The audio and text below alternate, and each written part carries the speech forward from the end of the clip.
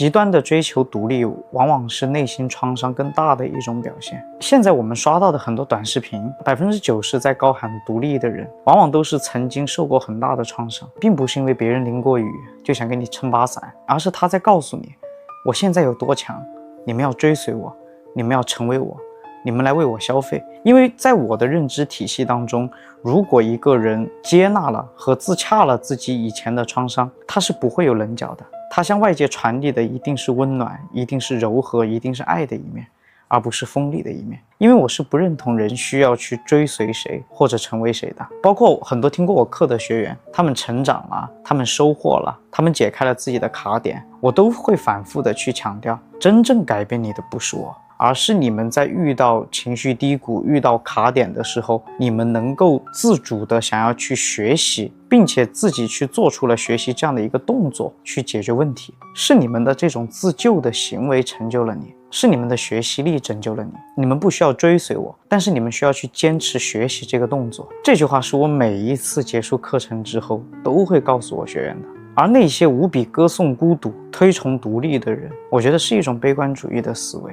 是弱化女性心智的一种表现。因为女性已经很强了，从以前男主外女主内的时代，跨越到女生赚到自己的工资，自己养活自己，自己丰富自己的生活，这一刻开始，独立这个课题已经完成了。我做这个行业8年，不管是找我咨询还是听过我课的人，已经非常非常多了。这2年我发现集体好像患上了依赖焦虑症，让自己走向独立，变得强大固然是对的，怕的是你的独立是过度的，强大是伪装的。遇到事情从来不麻烦别人，全都自己扛，心里难受了宁可去找心理咨询师，也从来不会去跟朋友去聊。这种独立何尝不是一种病态，何尝不是经济时代的一种病症。心理学家欧文亚龙在《当尼采哭泣》中写到过，那些宣称绝对不需要爱的人，往往藏着最深的饥饿。这种矛盾正如社会学家霍克希尔德在情感诊室中揭示过，过度独立就像是钢筋铸造的蝴蝶翅膀，看似强大，实则封死了所有气流穿过的可能。当独立被歌颂为最高的美德，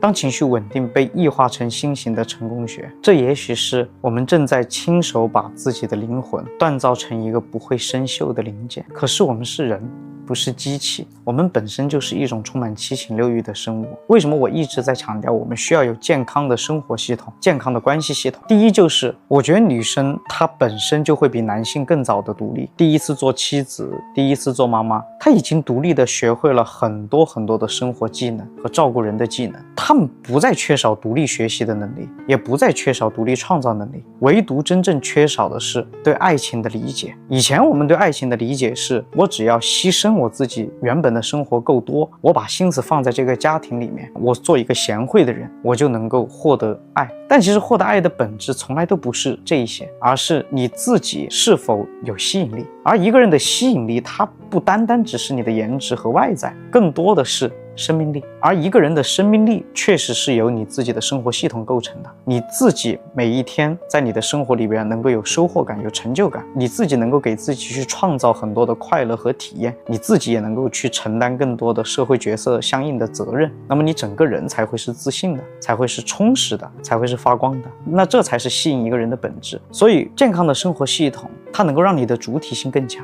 让你从一种客体思维变成一种主体思维，同时它能让你真正的去感受到爱情从来都不是靠牺牲大我换来的，而是成就小我的部分。第二，健康的关系系统，它是可以有效的把你从焦虑和抑郁情绪当中拉出来的。我讲过一个理论，情感三角论，就亲情、爱情、人际关系这3个点连在一起，它才是互相支撑、相辅相成，构成一个三角形，才是一个人内在力量最坚固的东西。我举个例子，比如我今天婚姻失败了，婚姻破裂了，如果你的爸爸妈妈能够跟你讲，女儿，如果你觉得跟他过不下去，你就回来，爸爸妈妈养你，孩子我帮你养。你告诉我，你还会痛苦，还会拧巴吗？你会感觉到无比强大的力量。如果你今天因为失恋了而感觉到心里没力，你不想工作，你的同事告诉你，你的这些工作我帮你完成了，你要是不开心，你早点下班，别加班，你就会立马被这种温暖拉回到现实。你会突然意识到你还有更多重要的事情要去完成。所以为什么有的时候我们会害怕分离，是因为我们没有太多的情感来支撑，我们把自己关起来了。一个人想要在情感当中不受到伤害，你只有真真实实的被爱包围着，着，他才不会因为不爱而受到伤害。人是群居动物，人也是所有社会关系的总和我们之所以要变得优秀，说到底就是为了让我们有更大的能力去创造爱。看似是一种付出，其实都是双向的。当你学会了给身边那些真正值得的人去创造爱的时候，在你人生不如意的时候，他们一定会托举你，这是最重要的。我希望我所有的粉丝能够不偏执，能够不极端。我不希望你们做完美的女神，我更希望你们做一个完整的人，永远在自己的生活里面可以独立，但也希望你们在关系当中能够拥抱脆弱，适度依赖。